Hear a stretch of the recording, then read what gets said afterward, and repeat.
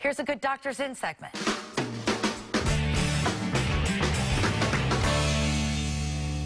The Doctor is In.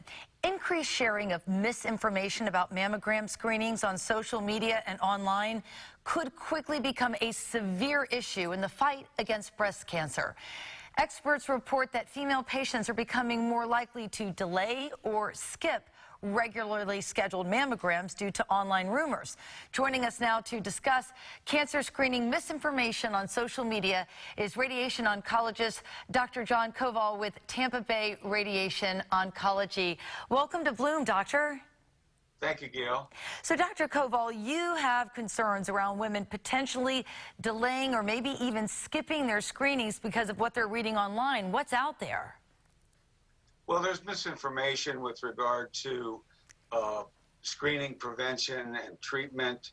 And I think a lot of ladies, or a lot of people in general, get confused when they go on general social media sites and not really specific medical sites like the American Cancer Society and so on, about what the real issue is.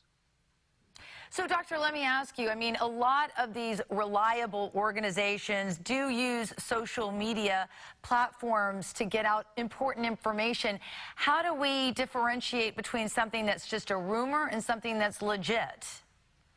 Well, I think you'd have to go to the website specifically, like I said, the American Cancer Society, and take the information from there. And if they refer you out to another website, then to go there through what their recommendation is. So what is your best advice for female patients, Dr. Koval?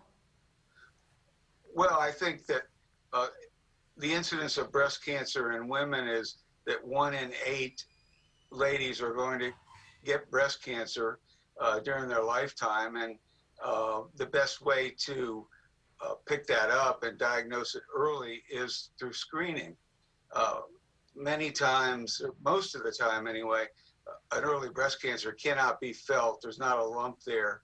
And screening mammograms are very important in diagnosing breast cancer early.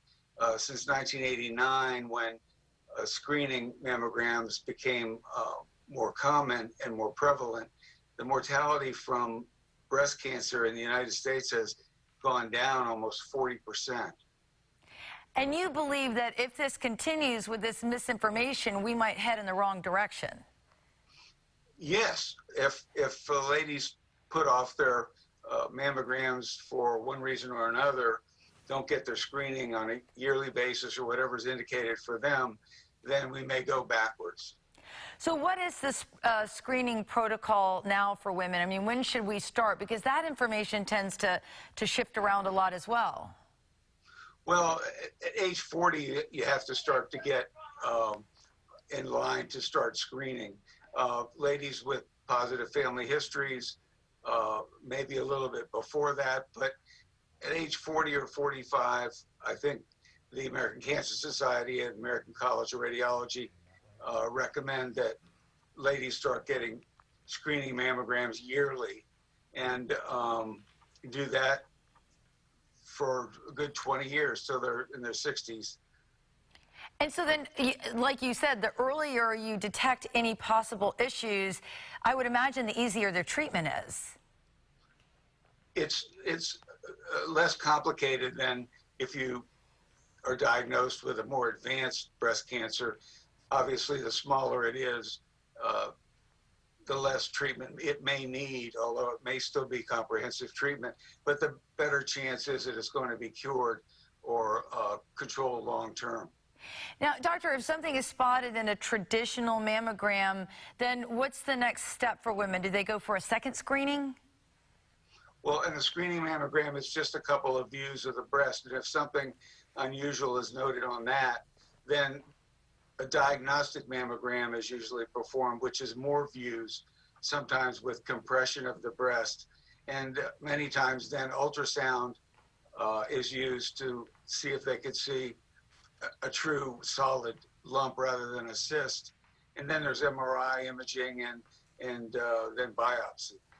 All right, well, this has been such useful information, and for more information, you can visit Dr. Koval's website at tbropa.com. Thank you so much, Doctor. Thanks, Gayle. All right, we're going to be back with more Bloom just ahead. Stick around.